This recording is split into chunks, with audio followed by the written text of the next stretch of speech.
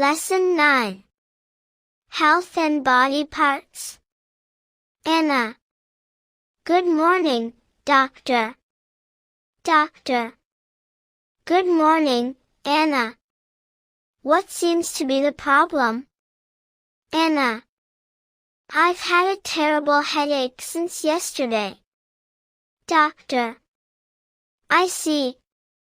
Do you have any pain in your neck or back? Anna.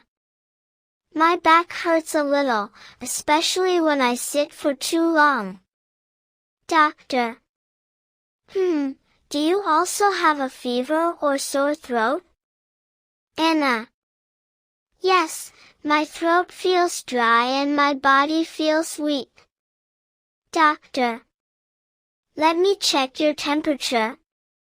You have a slight fever. Anna. Oh no. What should I do, doctor? Doctor. Don't worry. You need some rest and drink plenty of water. Anna. Can I take any medicine for the headache?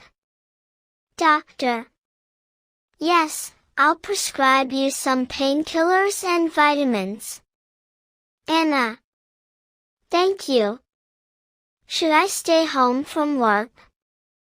Doctor. Yes, take 2 days off to recover.